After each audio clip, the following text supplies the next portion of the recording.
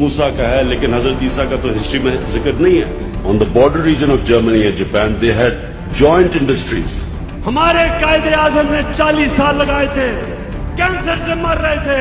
95 और 92 के बीच में 7 सालों में 6,000 अरब रुपया कर्जा लिया, 6,000 करोड़ रुपया कर्जा लिया, 6 अरब रुपया कर्जा लिया।